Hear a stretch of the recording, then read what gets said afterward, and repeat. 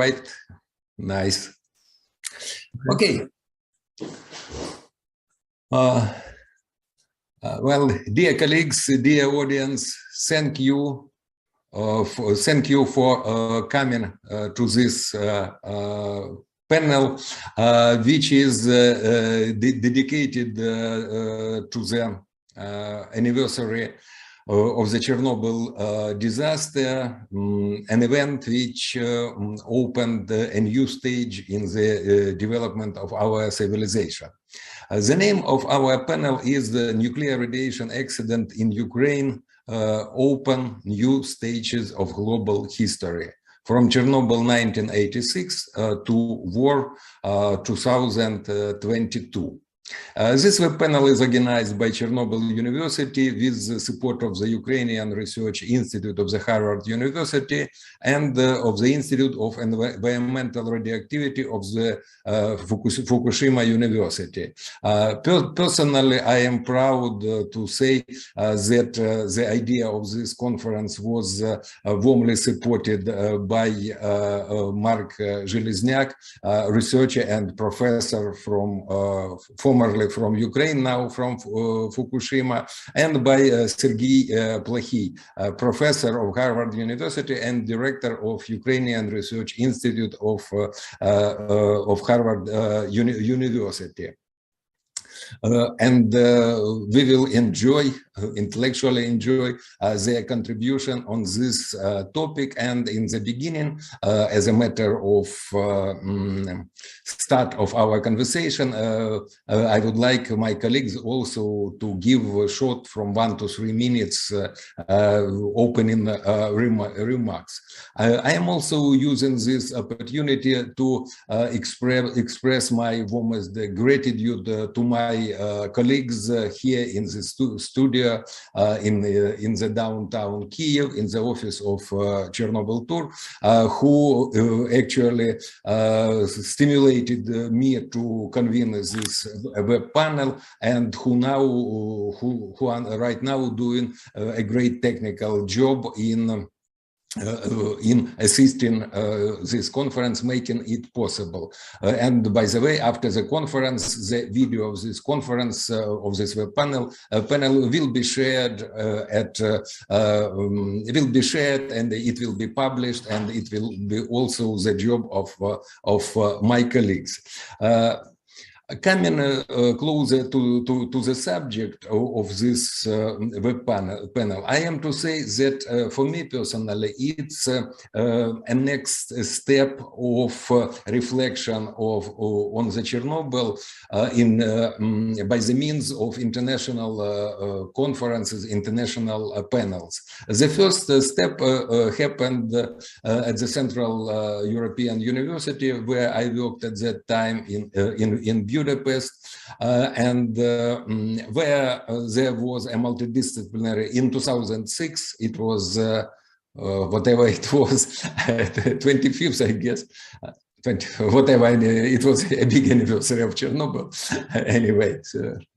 And the 20th anniversary of Chernobyl, and so it was an event of new type, a multidisciplinary conference, Chernobyl, etc., coping with disasters, because earlier the problem of understanding and hence mitigation of Chernobyl was that it was looked at kind of as an isolated event, and the conference back then, it attempted to put it into a certain multidisciplinary perspective, and by means of comparative studies to extract more sense and to suggest new ideas for the mitigation of the Chernobyl aftermath.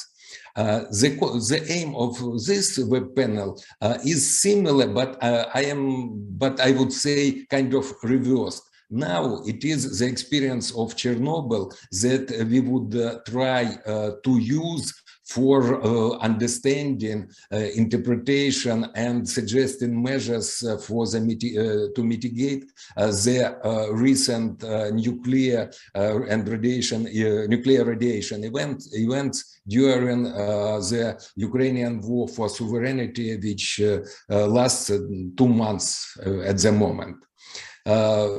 We will have 3 presentations, roughly 15 minutes each, and then we will use the rest of our 1 hour and a half meeting for productive discussion and for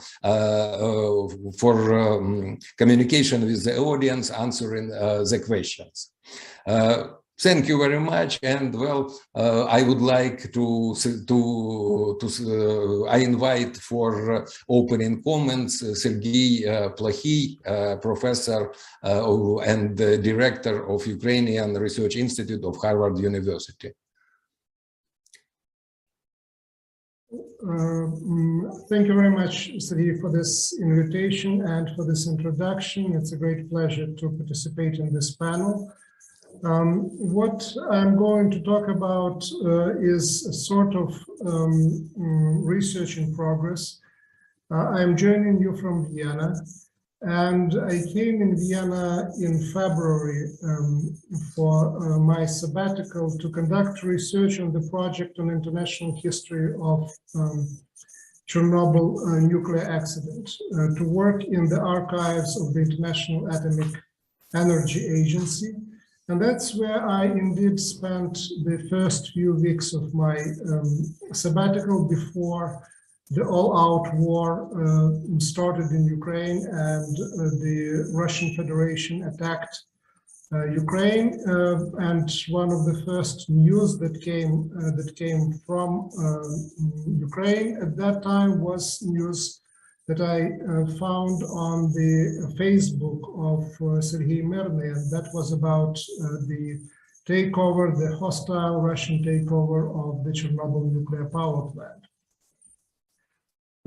It was a surreal situation going to the building of the International Atomic Energy Association and trying also to figure out what was the reaction of that organization to the developments in Ukraine. And I, like probably most of us, were quite disappointed by the sort of the statement, the sort of reaction that came from Vienna at that time, and in particular from the way how it was communicated through the statements of the head of the agency, Rafael Marino Grossi, who is supposed to come to Ukraine and to Chernobyl tomorrow, as far as I understand. So in statements made by Rafael Marino Grossi, he expressed, I quote, grave concern and appealed for maximum restraint to avoid any action that may put the country's nuclear facilities at risk. But his appeal was not addressed to anyone in particular.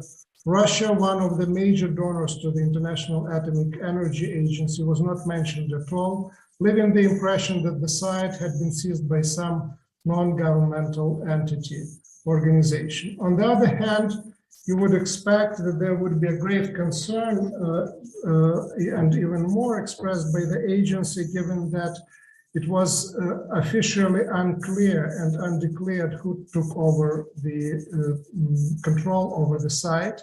So if those were people in unmarked uniforms, whether they were non-governmental entities, whether they were terrorists or not.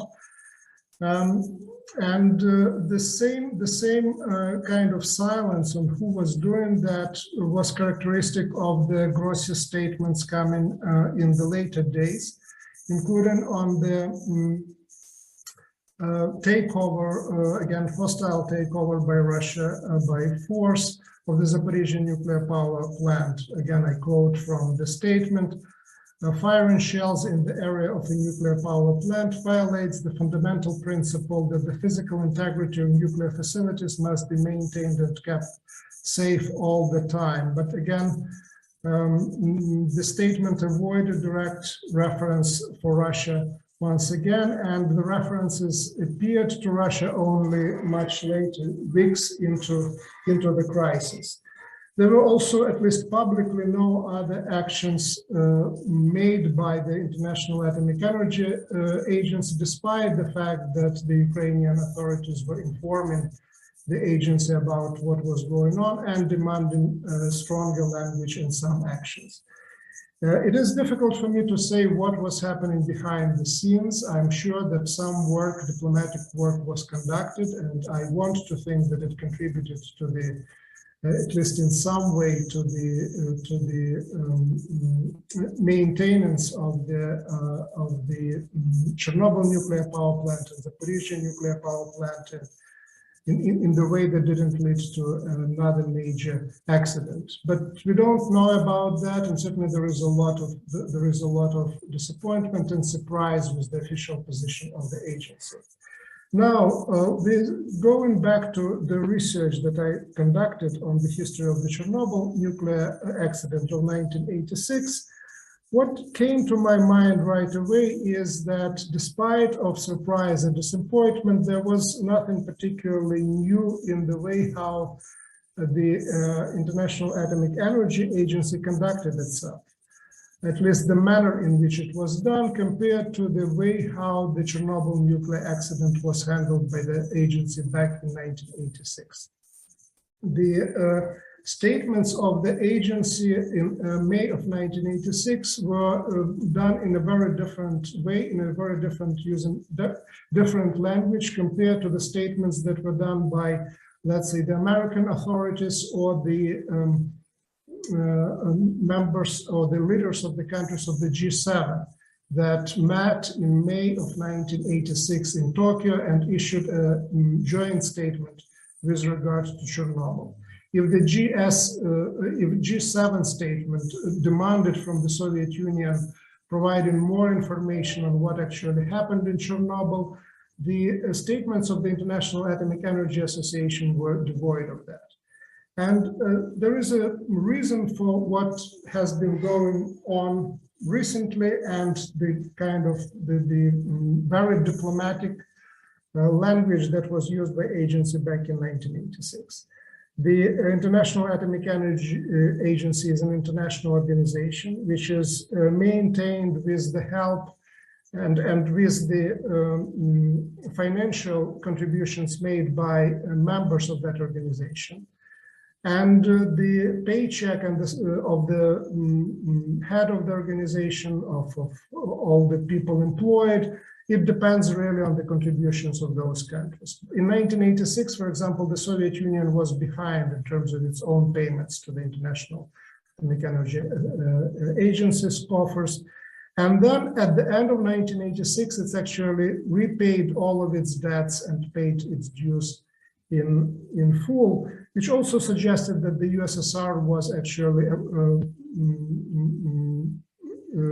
basically very happy and approved the way in which the agency handled the crisis. The agency really relied on the information that came from the Soviet Union at that time, and after the conference conducted in Vienna in August of 1986, adopted completely the position taken by the Soviet government, blaming the personnel of the nuclear power plant, Chernobyl nuclear power plant, 100% for the accident. And that position was maintained by the agency all the way until the fall of the Soviet Union, until 1989 and 1990. When the authorities in the Soviet Union already changed their position and adopted the position that is basically in force until today, that while the actions of the personnel contributed to the accident, the key causes of the accident were linked and associated, were linked to the design of the reactor. The archival materials that I consulted in Vienna in the archive of the agency show really a major unhappiness on the part of Hans Blix and other key leaders of the agency in the way how they were treated during their trips to Ukraine or to the other republics of the Soviet Union in 1991, when the agency was accused by people, including in Ukraine, the members of the parliament, and the leader of the Zelený Sviet or Green World Association writer Yuri Sherbak, of really complicity in the cover-up of the real causes of the Chernobyl nuclear accident and participation in cover-up together with the Soviet Union. Again, despite the fact that agency contributed to a number of very positive initiatives, certainly partial opening of the Soviet secrets over Chernobyl that were conducted as part of the Vienna conference in 1986. In September of 1986, two key documents were initiated by the agency, one on the early warnings about the nuclear accidents and another one about the cooperation in dealing with the consequences, international cooperation, dealing with the consequences of the nuclear accident. So there was a number of initiatives that were undertaken by the agency that were very positive. The lawyers look at the outcome of that activities in 1986 in a much more positive way than they look at what happened after Fukushima, where no international agreements were reached as the result of that accident. But there remained huge questions associated with a number of things that would contribute also later now to the way how the agency handled the war situation in Ukraine and takeover of Chernobyl. The first reason was that the agency was created in the 1950s with the goal of promoting the use of the nuclear energy and controlling the way so that the know-how acquired in that way and the technologies developed for the production of nuclear energy were not transferable toward the production of the nuclear weapons.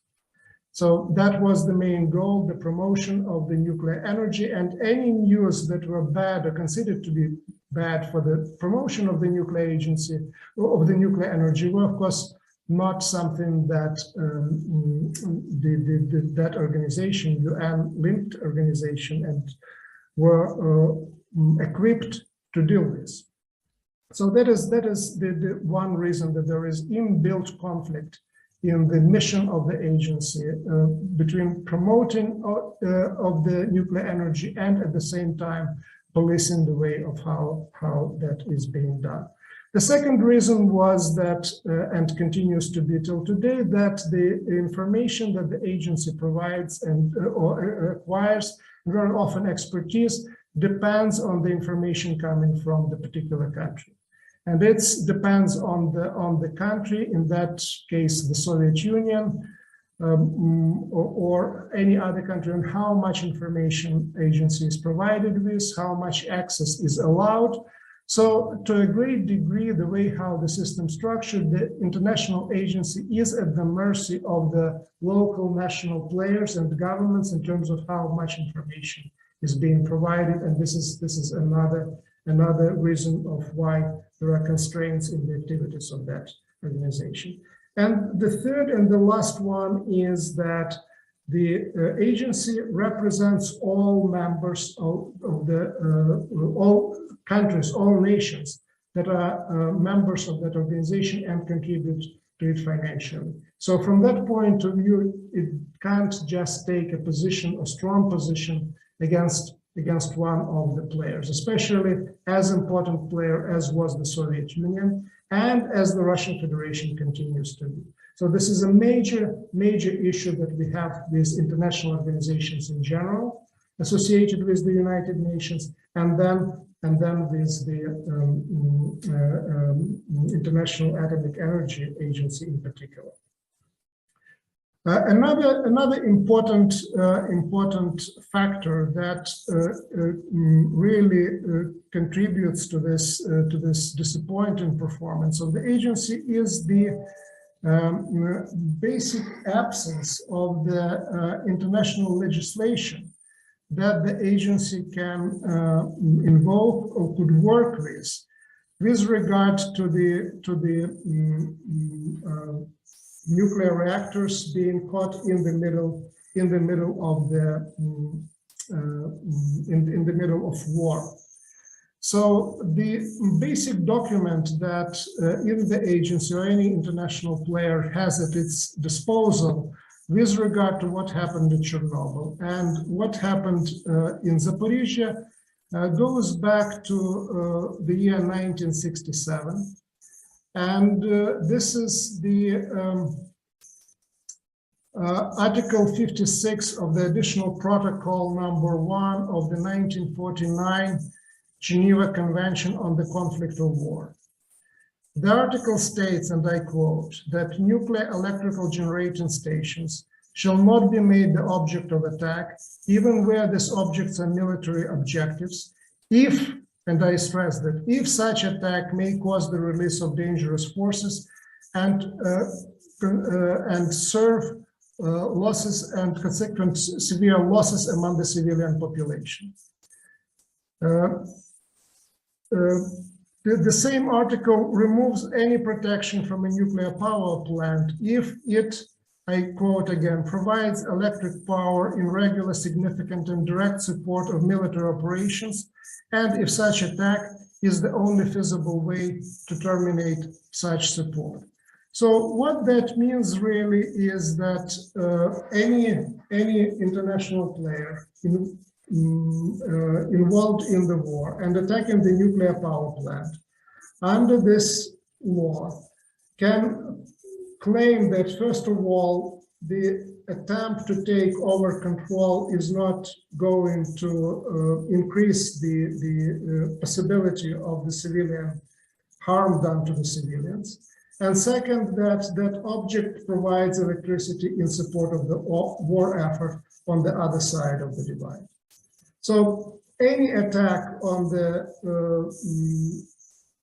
nuclear side under existing international law can be actually explained, justified, or excuse can be found to do that. So the agency really is not equipped in terms of the existing body of the international documents to deal with the situations like the one that happened in Chernobyl and Zaporizhia nuclear power plant. There has been numerous claims made that the attack on the Chernobyl and Zaporizhia nuclear plant were unprecedented in the history of the world and warfare in general. The nuclear reactors had been a target of the military attack numerous times in the past. That was the case, especially in the Middle East. During the Iran-Iraq war, there were Israeli attacks on the nuclear plants as well, and the American bombing of the nuclear reactors also during the Iraq war. In all these cases, the attacks were conducted at the reactors that were producing weapon-grade uranium or plutonium, and they were conducted from the air. So the case of the army taking over the nuclear reactor or the nuclear site is indeed unprecedented. Two cases took place in the past. One, it was in the South African Republic. Another time it was in Argentina, where either opposition forces or terrorist organizations were taking over of the nuclear reactors. But the difference was that none of those nuclear reactors, either in South African Republic or in the in Argentina, were actually completed or were operational. So those reactors were under construction, and the forces that took over control over them were not governmental forces. So from that point of view, the land warfare on the nuclear power side, conducted not by a quote-unquote non-governmental organization, but by the country that is member of the United Nations and member of the Security Council, is indeed unprecedented. So we are in the new and uncharted waters here in terms of the facts on the ground, in terms of the inability of the international community to deal with that in terms of the international legislation. Again, there are other documents and other agreements signed, but none of them are really enforceable. And we are dealing with the organization associated with the United Nations, which did a lot in the past to help somehow deal with the consequences of reactors. And judging by the actions of the leadership today, the Grossi visited the southern Ukrainian nuclear power plant before. He is coming here tomorrow to Chernobyl. So clearly they're trying to help, but either in legal terms or in terms of their capacities, they're really ill-equipped to do that. And this is something that, again, not just Chernobyl of 1986, but Chernobyl of 2022 helped to really put on the agenda in the most dramatic way. And either tomorrow's visit of Grossi or what is happening before the end of the war or after the war has to be used, and Ukraine has a role to play to put these things on the agenda of the discussions and negotiations and make not only ourselves more protected, but also the world in the future to be more equipped to deal with the acts of nuclear terrorism of the kind that we experience today in Ukraine. Thank you for your attention. Thank you, Sergei. It was most helpful, and I learned some very important items. And particularly, I liked your concluding words because earlier I tried to look at Chernobyl as at an event which has not only negative consequences, but it had already also positive consequences in terms that it brought regulations and some solutions to previously uncharted and very dangerous domain of human activity. And hopefully it will happen as a result of war in Ukraine in this year. Many thanks for your presentation and for your insight. And I would like to invite Mark Zheleznyak, researcher and professor from the University of Fukushima. Mark, welcome. Could I share my screen? I have the possibility. I have the possibility to share my screen. You give me. Okay, I will do. Okay.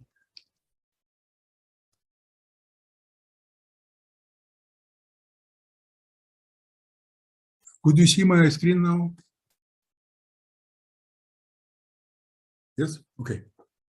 So, hello. Thanks for invitation to participate in this important panel. I read before Nick a book of Serhii Plokhii. My pleasure about Chernobyl. My pleasure to take part, participate with him in this meeting. So, what is the goal of my presentation that we discussed today? I was a member of the Chernobyl scientific community from from 5th of May, 1986. I worked in the Academy of Sciences in one of the institutes of hydromechanics, and was invited 5th of May to the task force group that was created in the Academy of Science for prediction of the contamination of the Dnieper River and other rivers affected by Chernobyl accident. And the goal of my presentation to speak about scientific community and our interaction in different stages of this long period. Because, of course, Chernobyl was an example of high-level international cooperation to solve for one country and for globe a very important problem. Because it was very different phase. Because from May, we start to work on the problem in May in May 1986, but after a few weeks, our work started to be secret. And only people who have DOPUSC clearance could continue to work with this problem. And even I could not say to my wife the level of contamination in the Dnieper River and no any interaction with international scientific community. But at the same time was interaction with the scientists from different parts of the Soviet Union. And in Chernobyl, we worked as a team from Ukrainian scientists, scientists from Moscow, from Ural area, where people have experienced in Kishtim catastrophe. Some scientists working in Russia before, in this moment, come to Ukraine. And when I say my specialization was environmental modeling, modeling of the contamination, and you see in the left corner, the general contamination of Russia, Belarus, and Ukraine, Soviet Socialistic Republic after the accident. I will not provide comparison with Chernobyl. Oh, and my personal task was analysis of the contamination forecasting to the Kyiv city that's very close to Chernobyl, downstream Dnieper River, and we developed the forecast for the contamination of the Dnieper River, and us in the old Dnieper River, us also in the close vicinity of the Chernobyl nuclear power plant. From beginning of 90s, where the iron curtain was developed, was destroyed, and when we start international exchange with the scientists of the United States and European community and with International Atomic Energy Agency, we participated in a lot of scientific joint projects. IAEA in this moment initiated several big programs of the improvement of the mathematical model of radionuclide transport on the basis of scenario of Chernobyl accident. And also in the same period, we started the European Union project of the development RODOS, real-time diffusion supersystem from nuclear emergence. So practically my scientific life was very clear: Chernobyl, Soviet period up to 1989, a year of the first conferences in Luxembourg, where we first time met Chernobyl and Kishtim, and American and English scientists working on the accidents. And from this period, we start very active cooperation with all these agencies. And of course, I have a lot of friends and cooperation in many countries of the world. As a result, we work together. The European community has many projects and IAEA on the study of radioactivity and help Ukraine in the mitigation of the consequences of Chernobyl accident. It's now a map of the contamination of the territory of Ukraine in general. I know now speak about my personal work about the modeling, not the main goal. And in 2013, I was invited to the new created Institute of Environmental Radioactivity in Chernobyl. And initially, I went to Chernobyl, to Japan, to help to improve here the models that we developed in Ukraine for Fukushima rivers. But later, we found the program SATREPS is funded by the Japanese government, and we start project of the support of Chernobyl. This project was of technical support. Many equipment was delivered to Chernobyl for scientific monitoring, provide joint studies with Ukrainian scientists, and we have many interesting problems. One of them is problem of the drawdown of Chernobyl cooling pond. I will not say now about scientific details, but at least up to date of 24th of February, it was very productive scientific work together in different directions. And also what we are doing in development of together with European countries, the diffusion system of forecasting nuclear power plants was implemented in different countries of the Europe, and drastically changed our life in 24th of February. Today I'm impressed because by the email that I received from my former scientific colleagues, till Chernobyl, my specialization was nonlinear waves, turbulence, and one of the applications was tsunami waves. Today I received email from one professor, my old friend from Nizhny Novgorod University, and she asked me to send review to the PhD thesis of her student. It means that we are living in different worlds, because it's a good woman. I am sure that she not support killing of the Ukrainian people, but she looks normal to send to me, to Ukrainians, the Ukrainian proposal to send to her university as a Japanese scientist a review of her PhD student. Absolutely, people don't understand the world cracked, changed it in the 24th of March. And I'm a little bit hesitate. She write me to the from Russian email address how to explain her that it's the same as somebody who have daughter in the Warsaw ghetto in 1944 to receive a letter from some German universities to send review about the PhD presented to German university. My daughter now in Kiev. And it's absolutely a crazy situation, and how world change. And if I think about therefore my activity, scientific activity in the solving Chernobyl problem was turned after the 24th of February for the problem related to this war. And everybody know about this old picture about reactors belong to Ukraine, and two pink is two research reactors in Sebastopol and Kiev, and our nuclear power plants, including Chernobyl. And everybody knows situation in Zaporozhye. And the system that we developed together with our European colleagues, Rodas, give possibility to make forecast of the accident of each of these nuclear power plants. And after 24th of February, we work together. I can connect my Ukrainian colleagues, Center of Rodas in Germany, with the Japanese Atomic Energy Agency, modeling system SPEEDY. And in principle, we create the reserve center of the forecasting of the consequences of the nuclear accident. What the system is doing? In the case of the accident, it provides, we know source term, possible accidents estimates, different estimates of possible maximum possible releases to environment.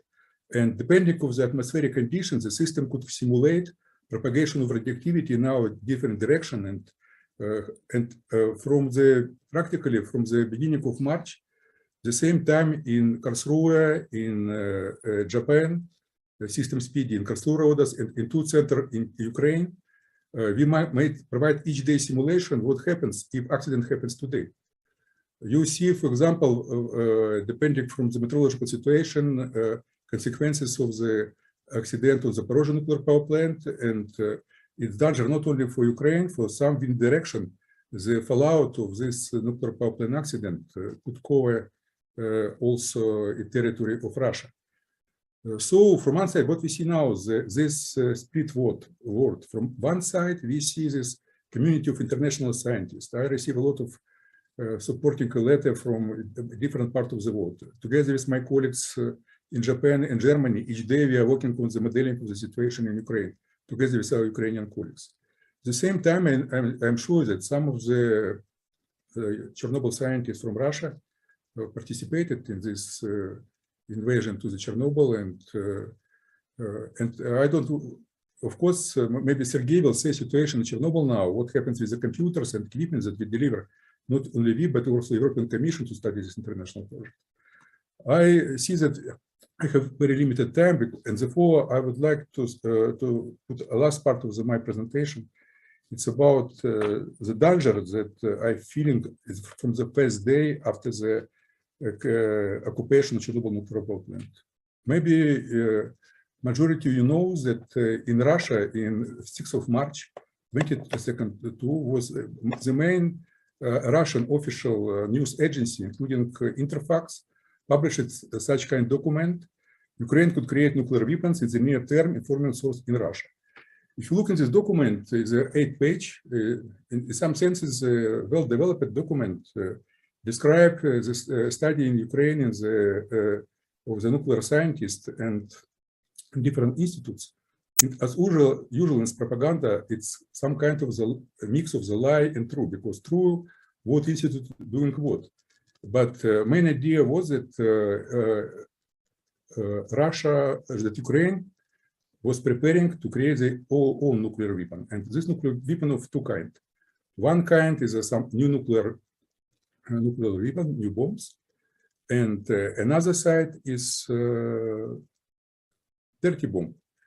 And looking on this on this publication, this nuclear bomb was created. Dirty nuclear bomb was created by the Institute of Nuclear Power Plant Safety Problem in Chernobyl. I see that now in the audience, it's some people working in this institute. So such news as Russian put your institute as an institute that create nuclear power. This institute has branch in Chernobyl.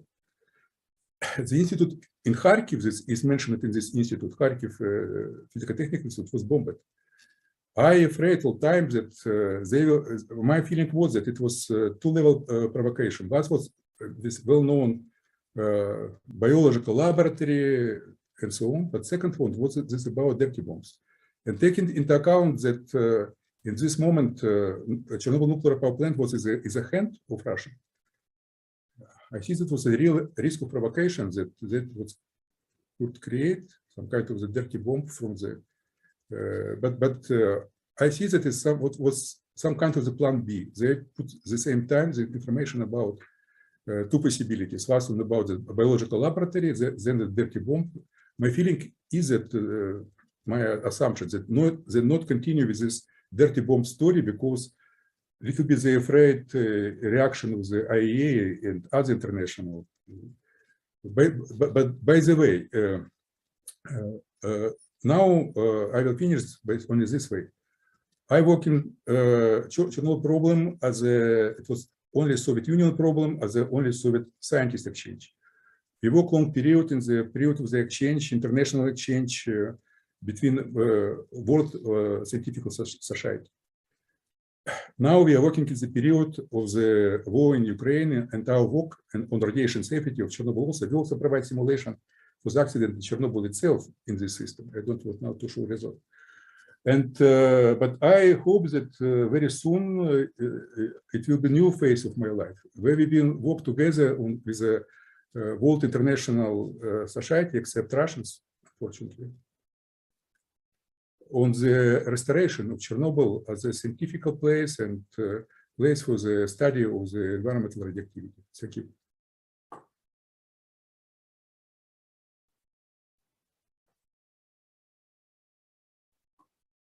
I will stop sharing. Thank you, Mark, for your interesting and insightful presentation, which embraces, well, 36 plus years of your involvement in dealing with consequences of radioactive contamination. Well, when I invited, I am to confess that when I invited our two very important speakers for this meeting, I promised to both to Sergei and to Mark that we have a kind of intellectual jazz, meaning that we will have more or less free form to discuss this complicated events in a perspective, in a multidisciplinary perspective. And so I am using this freedom of having rather informal, you know, and intellectually open the meeting, a kind of brainstorming of this event in making, in order to somehow breach for usual formal rules and to use my position of moderator to ask two questions for the speakers in order to clarify and what has been conveyed for the audience. First, I would like to ask Mark. You have shown us the maps of possible radioactive contamination after an accident at the Zaporizhzhia nuclear power plant. And I am curious, well, because one of my former specialties is commander of radiation reconnaissance platoon in the Chernobyl zone. I am peculiar in terms of maps, and I would like to learn those maps.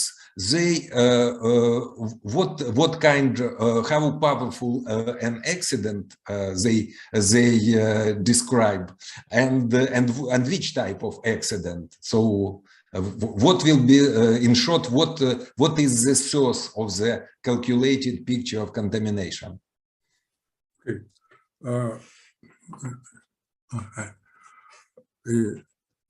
We have the library of the source term. It means that for each nuclear power plant, it's considered a situation where some kind of the проектная авария. It means that the accident, the highest level accident that could happen on this nuclear power plant.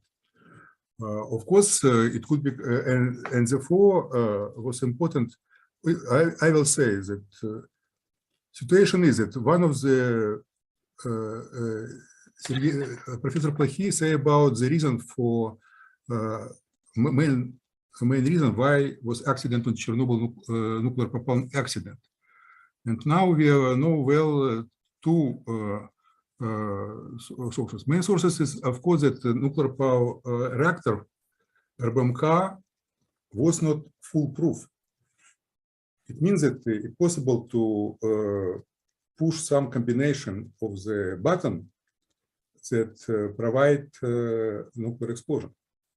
In principle, the people, the staff of the nuclear power plant, they did not know about a possibility of this scenario, of this explosion.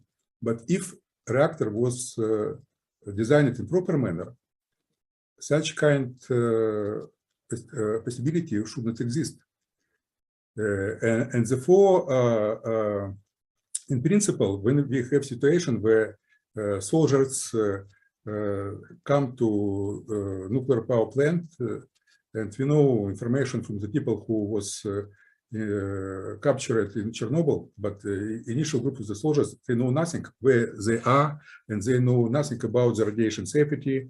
They went from the dirty room to the clean room and so on, without dosimeters and so on. In principle, in such situation of the military invasion to the nuclear power plant is one of the possibilities how foolproof is reactor, because good soldier by some way to provide some obstacle to operator to provide the proper job, and therefore it will be explosion. But what is the good that after the accident is the RBMK reactors that working up to now in some of the Russian nuclear power plant was provide big work on the to making foolproof. And but VVR reactors that we have in other nuclear power plant, in principle, they are foolproof. It means that it's practically impossible by some combination of the proper action to provide the accident. But in any case, but exists some kind of the theoretically accidents, destroying of some of the technical system, and therefore we have scenario. And this scenario is improved, and we have also center in Ukraine. The system also is used in NEC Energoatom, now working center in Chernobyl. So we used in this modeling this scenario of the worst case of the accident. The pictures that you see is, but it's not considering a situation was, for example, rocket missile will hit the sheltering of the nuclear power plant building. But in general, they're well protected. So it was calculation for such kind of action, shortly saying, from the scenarios, maximum possible accident on each nuclear power plants.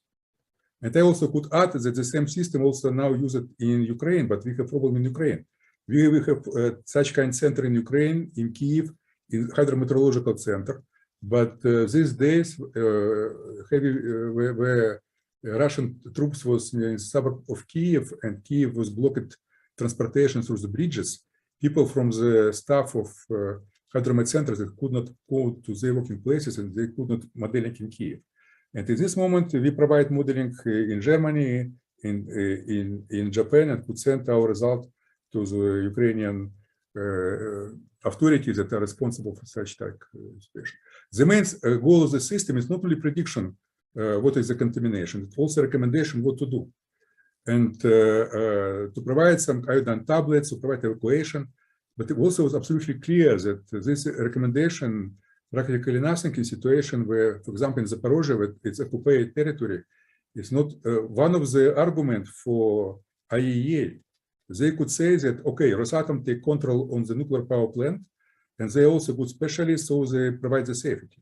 But reality is the accident could happen, and in this situation, in any case, they could not provide necessary emergency response measure in this territory of the war. And therefore, population is under the risk of the nuclear accident having consequences because it's impossible to provide countermeasures that are recommended by IAEA. I see. So as far as I got it, basically the calculation refer to, roughly speaking, Fukushima type accident, meaning meltdown of the core of the reactor. I not would go deeper to the technical details, but in any case, it's some set of the most heavy scenario. Heavy dangerous accident. Meaning that for this type, if some important systems of its control be damaged, so the worst case scenario is meltdown of the reactor and leak the leak of a limited amount of radionucleades. Fukushima type because it is PWR type of reactor, or VVR as they were called in the Soviet Union. Okay, thank you very much. And also, well, it's not a question, but rather a humble request to Sergei. Your quotes from the articles of Geneva Convention and one more document, they are quite interesting for our audience, and I would grossly appreciate if you put them down, for example, in the chat of this of our meeting, in order to be copied and then, you know, looked at and contemplated, because I would say it's a new and I would say very powerful piece of information to understand this situation. Okay, thank you, Sergei. Okay, and now I would like to switch to I would not even call it a presentation, but rather kind of I would like to kind of share my thoughts on those events and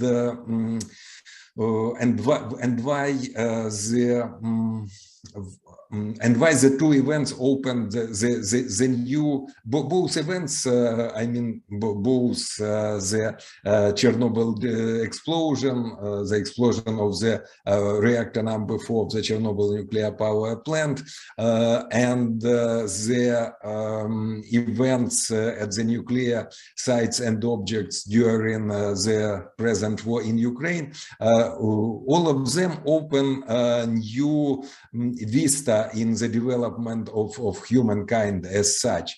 Partly it is the reason that actually conscious use or the discovery of radiation happened not much time ago, just a century plus something ago, and radioactivity, nuclear energy have traits which are dramatically different from our ordinary world, and you know, the mere fact that 1 gram of fuel, nuclear fuel, is 1 million times more powerful, contains 1 million times more energy than, well, roughly speaking, but anyway, 6 orders of magnitude comparing to our usual chemical means of energy, like coal or like oil. 1 million magnification means that it's a fairy tale. you know, and the other traits of radioactivity, like being able to penetrate through solid walls and solid shields. Also, it's a kind of miracle in itself. And so, you know, cultural appropriation, cultural accommodation, it always lags from all technological inventions, but particularly it lags in case of radioactivity and nuclear energy, just because of their principal difference from our ordinary world and our ordinary possibilities. And so it just happened so that Ukraine was, and unfortunately still is, the two events in nuclear, technological, cultural, and for that matter, political history of our civilization, which open those new periods. And in case of Chernobyl, it was a radiation accident, and I have mentioned the peculiarities of radiation. And it was also, it had unprecedentedly large scale. And also, which is very important, it happened in a sensitive place of the world, in Europe, not somewhere at the margins.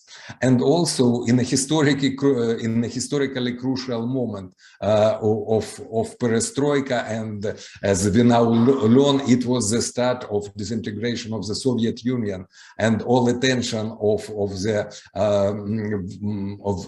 well, I can say of the humankind was focused at this area where a huge superpower, the Soviet Union, which could have easily destroyed the planet by, for example, its nuclear weapons. So this huge superpower started to obviously move internally, and those moves can be quite dangerous for the world. And also the world looked at this area of 1/6 part of the world, of the globe's surface, looked with hope, because there were the obvious processes of democratization.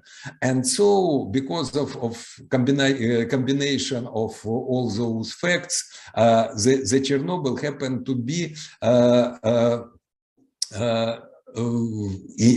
happened to affect the international community both directly by not palpable but measurable radioactive fallout, and also by information avalanche it evoked. Because for that matter, it was the first event of the informationally globalized world, because the mass media were becoming, because of computerization, computer revolution, mass media and telecommunication were powerful literally each, if not days, then at least each month. And because of this, it was a global event, and it had shocked this civilization.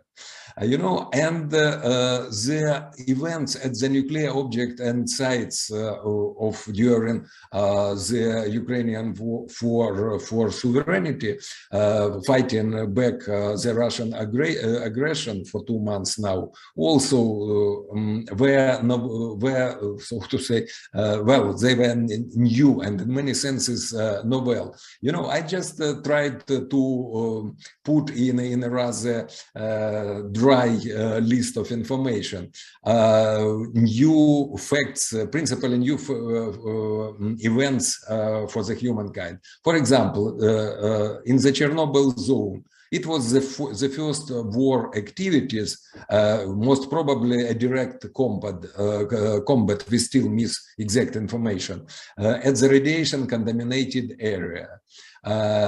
Second, the Chernobyl nuclear power plant. It was the first attack on the nuclear power plant.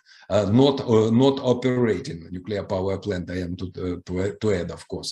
And then the first occupation of such nuclear power plant.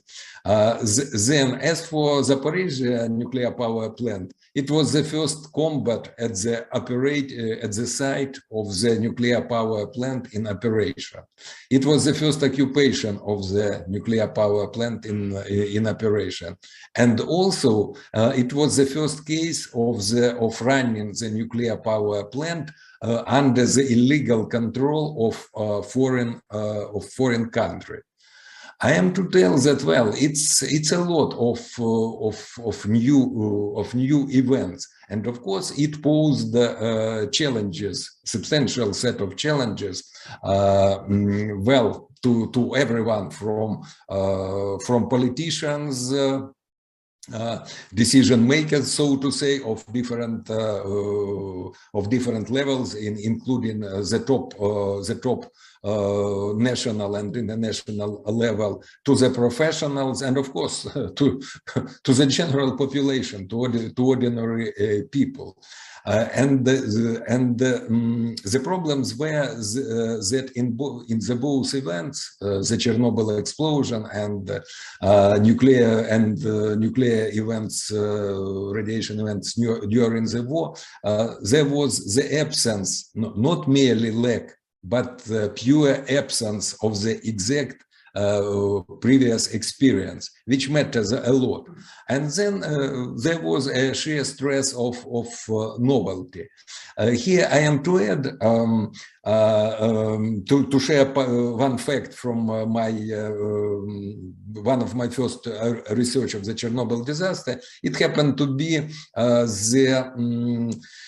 the research of the Chernobyl liquidators' health, and in the course of this research, I studied the psychology or human psychology and it's a part of a discipline called environmental psychology. And there is a chapter of the psychology called extreme and unusual environments. Once more, extreme and unusual environments. And one of the interesting features was, I still remember, and it's not a quote, but next to a quote, let's put it so, that unusual environments can be dangerous even if they are not extreme, because of the novelty, because of the lack of psychological accommodation, and so to say, for the lack of the skills, and so on and so forth. And of course it was learning in the combat situation. And I would like to mention in particular the challenge of informing, because it is recognized, universally recognized, that one of the main failures of the Chernobyl disaster was proper informing both professional community, and we have learned it a bit from Mark, when Mark mentioned well, I would call it deadly secrecy of everything connected with nuclear and radiation issues in the Soviet Union and in Chernobyl in particular. You know, just to add one more fact to this, when I worked in radiation surveillance, you know, we were driving in the zone, we were collected, we were measuring, and, you know, it was a kind of a table, handwritten table, and when we brought it inside the main military headquarters in the town of Chernobyl, it was the same building of the governmental commission and the main military headquarters operation group of the Ministry of Defense of the USSR, to the Department of Radiation Surveillance. Immediately those data were rewritten into the tables and put down to the maps, which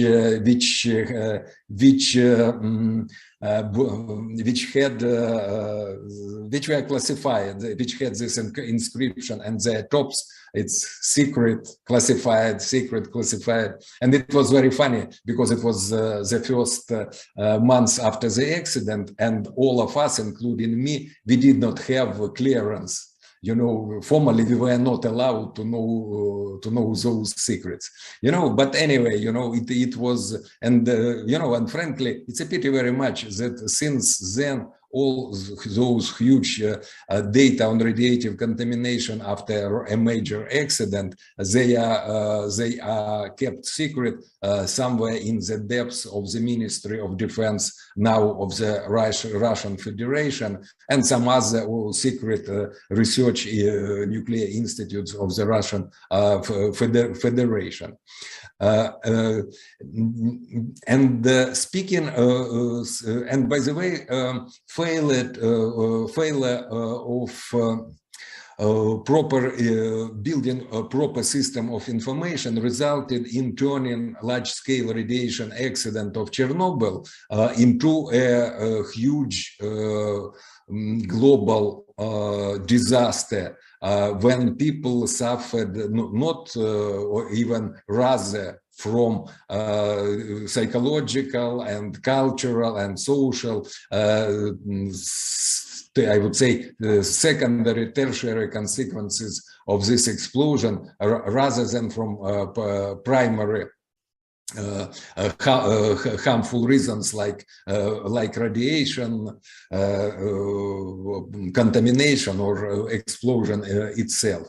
It was interesting that in case of the war of 2022, there was the informing all about those events also was a huge challenge, because the facilities were seized by an alien force, and all information was contained there, and the information which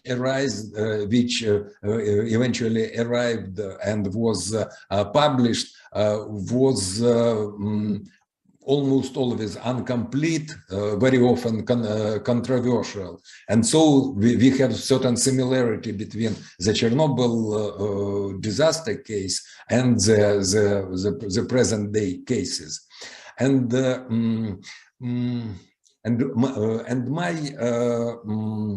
my own experience of informant was rather extreme, I would say, because I was awakened in the midnight by the call from Ukrainian radio. I was informed that there is a combat at the Zaporizhzhia nuclear power plant, and I was asked to provide my professional comments on what's going on and possible scenarios of what could happen and how to react, of course. You know, and I had only half an hour to collect information, to prepare. And one more challenge of this informant was that its goal was quite controversial in itself. I understood that under whatever scenario,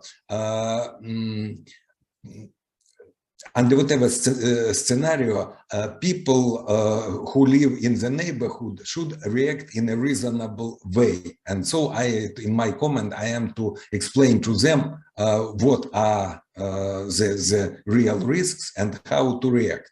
And I was to somehow not only to convey this information, but by the style of its delivery, maybe by the tone of my voice, you know, of structuring my presentation, to somehow calm people, because the worst thing in such cases is panic, particularly when nuclear accident happens on the front line. And what I really feared, is that knowing that people tend to overreact to whatever information about radiation possible, even possible radiation accident, there may be a case of a massive panic, a kind of stampede, which could destroy Ukrainian defense line, for example, and opened the front line for Russian invasion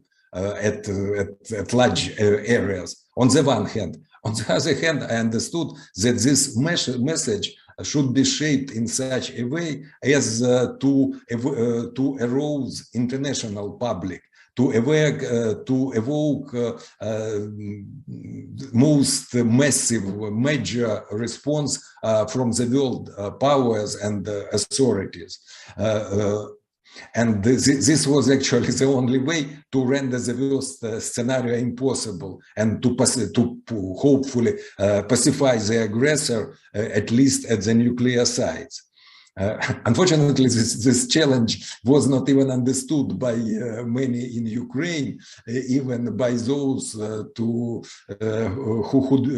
should be professionals in informing about nuclear and radiation events. But well, judging from the results, from the effects, well, I did my best, and you know, the worst scenario did not happen. Of course, it's not only my merit is rather modest, but at my small part of this war, I did whatever I could, and so at least no panic happened. Reaction was reasonably adequate. And of course, such challenging, multi-challenging situation of the both events inevitably led to some failures, important failures. And the most important one among them is that the both events were led to happen. You know, it is the most grave failure. It concerns both the Chernobyl explosion, which was because of not prioritizing the issue of radiation nuclear safety and other reasons, and also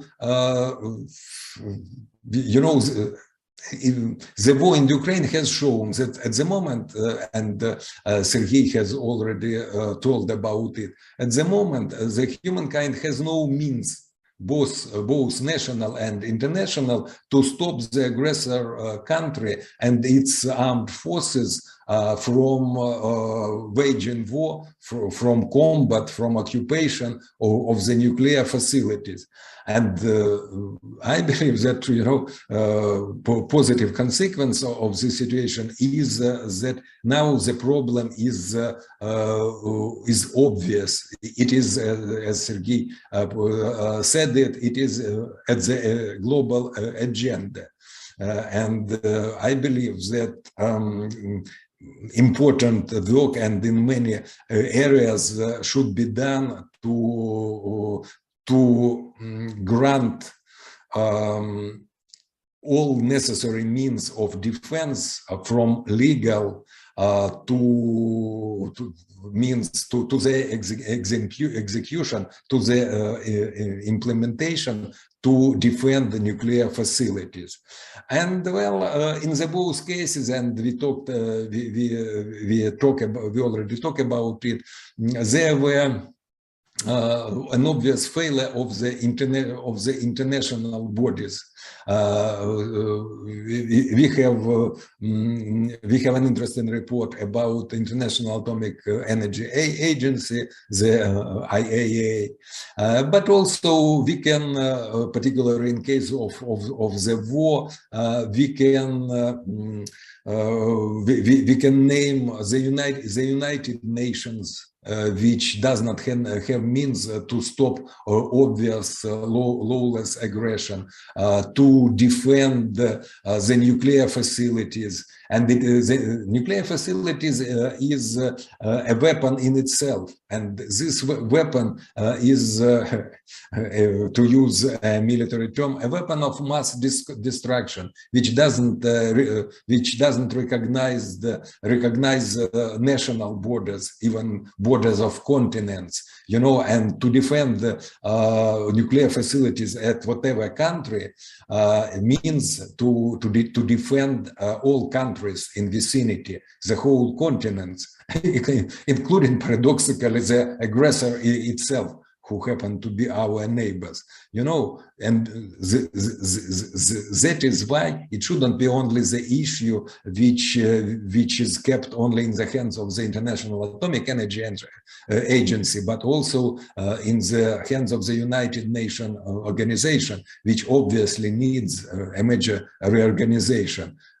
Well, but the later, fortunately, is beyond the scope of our events. Okay, and well, I would like to the final concluding part of my talk is just a brief list of achievements of the both events.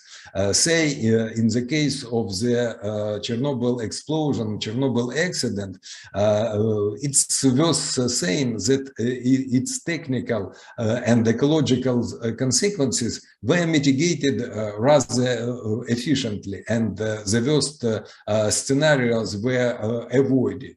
Well, it had a drawback because of those challenges and problems of novelty, of scale. The mitigation was achieved at much higher human and economic cost than the optimal, the ideal, the optimal one. And in case of the war in Ukraine, well, I have already mentioned it, that informing about those events under the rather harsh circumstances of scarce information, it can be considered as a success because, as I said, no panic and no inadequate actions at whatever levels were evoked by such potentially very dangerous events. Of course, partly it is because of a sheer good luck. By the way, like it was in the case of Chernobyl. But there was also an interesting difference with the Chernobyl case, because at the moment there were professionals in case of one. Right now, there are professionals who have acquired the experience, the novel experience of informational issue of Chernobyl, and were able to quickly and adequately implement it. The general public was prepared because some understanding of relative danger of radiation issues were present in what is called the mass culture, in public conscious. And paradoxically, the stressful information background of the war also made the information of the nuclear episodes less penetrating. So it's kind of hushed it up, diffused it, so to say. And because of the combination of those reasons, those scenarios did not materialize, at least as it is seen at the moment, you know. And concluding this, well, okay, at this, I would like to conclude at these words. And well, if my colleagues don't have questions to my presentation, I would like to go to our question, to the questions from our audience, and we do have some of them. Colleagues, do you have any comments, questions? Not yet. Not yet. Many thanks. Okay. The first question which we got is how much did the radiation levels increase since the beginning of the war? If you don't mind, I would, simply because I'm sitting next to it, I will start answering, and then I would ask Mark to share what he knows from communication with his professional colleagues. At the moment, as far as I know, also with communication with local experts and workers of the Chernobyl zone. Well, there was some increase in the western part of the Chernobyl zone during the first days of their invasion, because the columns of vehicles, of heavy vehicles, both with trucks and wheels, they disturbed the topsoil, and it brought the contaminated dust into the air, and it was spread around the routes of their movement, and it was registered at that time, registered by the local monitoring installations, which at that time worked. But anyway, it was, I would say, several. At the moment, how shall I put it? At the moment, complete monitoring of the radiation situation in the Chernobyl town, not to mention the Chernobyl zone, is not completed, and it is largely because when retreating, the aggressors left lots of landmines, tripwires, booby traps, and such unpleasant things. And so, in order to make to measure radiation, not one dosimetrist is needed, but two. First, it should be the miner, military miner, who checks for the absence of the landmines and explosives, and only then the dosimetrist. So far, the only places where the increase of radiation was traced were several spots in the town of Chernobyl, and the increase was rather small, let's put it so. And we discussed the issue, and most probably it was caused by the vehicles who brought this contamination with themselves from the areas adjacent to the nuclear power plant and to the western radiation trace and maybe northern radiation trace. The gravest danger is that until now there is no information what happened to the radioactive solutions and standard samples for standard radioactive samples for which were used at the two nuclear research institution in the Chernobyl zone for calibration of the radiation measurement instruments. For making their work precise. And even graver danger is hopefully contained literally, is contained at the site of one of the nuclear research institute which I mentioned. They had samples of fuel containing masses from the exploded reactor 4 of the Chernobyl nuclear power plant, and those samples, they indeed irradiate very powerfully. Just to put it in prospect, if one is, for example, carrying this sample with himself for a day and night, it's enough to got the first stage of the acute radiation sickness. And so, again, the fate of all those radioactive solutions, samples, and fuel-containing samples, it is yet unknown, and no exact information is available. And it is the gravest danger at the moment, as far as I know it. So, Mark, please add some info if you, I'm not sure you have it. I could only confirm that the epicenter Chernobyl was responsible for the measurements.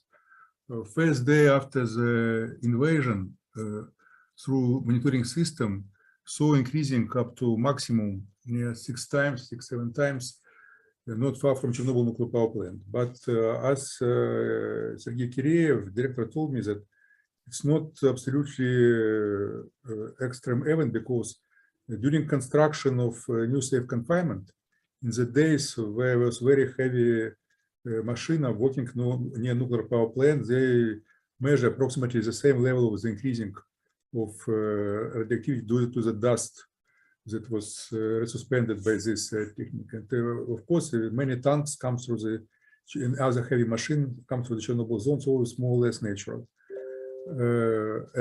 Only I would like to add that existing monitoring system continued to work approximately till 2 of March.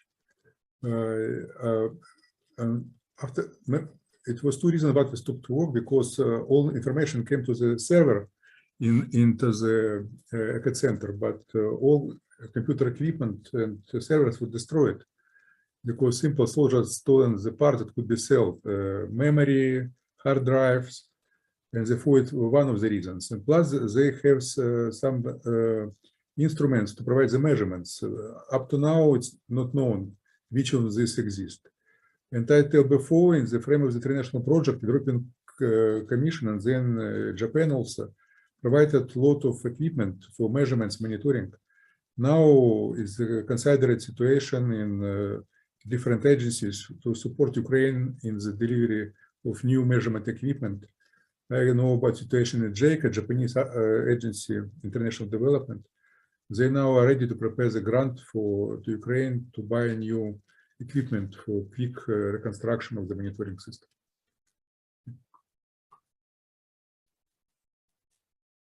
Thank you, Mark.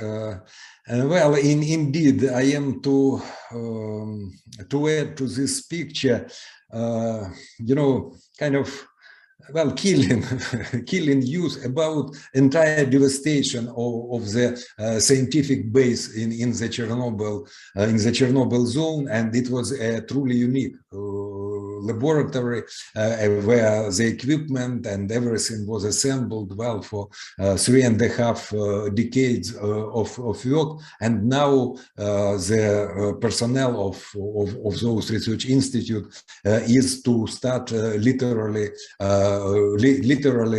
from the scratch, you know, and okay, well, it's a very traumatic experience for me. Okay, and the next question, I would group them because both concern the Chernobyl tourism, perhaps because of certain bias in our audience. The first question is when the Chernobyl zone will be opened for the tourists again, and the next, how will the consequences of hostilities in that area affect the further development of the Chernobyl tourism? I'm afraid that here it's me who is to answer, because my colleagues and me considered this situation quite seriously. As I said to you, for rather long and undefined period of time, the Chernobyl zone will be closed. When I say closed, I mean closed not for the tourists, but for everyone except of a limited number of the Chernobyl zone workers, which are strictly necessary to make its facilities functioning and or to revive the facilities which were damaged at the moment, plus the Ukrainian armed forces, because now the Chernobyl zone it is the front line of the defense against quite probable offensive of the Russian troops from the Belarusian territory, or for that matter, from Belarusian troops from their territory. This is the first negative fact. The second, I have mentioned it, at first it's necessary to clear the area from the landmines and other explosive devices, which is quite a job. Fortunately, this job it's understandable. It's done. It is done in parallel with the defense activities. And finally, radioactive monitoring is to be done. And only after this, and of course after the Ukrainian victory in the war, any revival of Chernobyl tourism will be possible. So I hope that I have satisfied the interest of our audience. As I see, unfortunately, Serhii Plokhii has another meeting as he warned us, and so he left us. Well, anyway, I have to say my gratitude for Serhii for his quite insightful contribution to our meeting. I don't see that we have any question, and I would like to invite Mark Zheleznyak for kind of closing comments on anything else you have missed to say. Opa. Okay, Mark, you are welcome. Okay. I would like to say about another aspect to looking on Chernobyl from the historical perspective. We discussed different aspects, but in general, if you look on the role of the Chernobyl accident and Fukushima accident in the world history of this period where we are living, now I start to think about such idea that in general, in long-term perspective, was this accident was profitable for Russian Federation. What I take in mind that after Chernobyl accident, the European country who worry about the safety of nuclear power plants shut down their nuclear power plants. For Sweden, practically very quickly shut down nuclear power plants, and Germany also step by step shut down the nuclear power plants. In this moment, it was under the pressure from the green movement. It was taking decisions that the gas is some kind of the clean energy, because when you use gas, you not release a lot of CO2, but in reality, in this sense, atomic energy, nuclear energy is more clean, practically no CO2 releases. But as a result, closing the program of the nuclear industry, nuclear energy production, Germany practically fully use Russian gas and Russian oil to replace the nuclear energy. At the same time, we see that France in the same period continue to use their own nuclear power plants, and up to 70% of energy is production of nuclear power plants. And therefore, in this sense, if you look on the historical perspective, this accident that diminished the trust of the population to nuclear energy, it was profitable for Russia to sell the oil and gas, replacing it. And the same happens practically after the Fukushima accident, because after the Fukushima accident, practically immediately, Japan shut down all nuclear power plants, and now only one nuclear power plant, and then nuclear power plants, in preparing to be opened up 10 years after the accident. It means that Japan started to buy more gas into Russia. So a huge amount of money come to Russia because European countries such as Sweden, Germany, they stopped their nuclear programs, and Japan stopped nuclear program. And it's from the historical perspective that now we see that rather unexpected, and even a situation when it not happened, this accident, not clear that Russia have enough money to start such kind of aggressive political and aggressive war. It's only some comment of the from today of the war days from the historical perspective of the consequences of Chernobyl accident.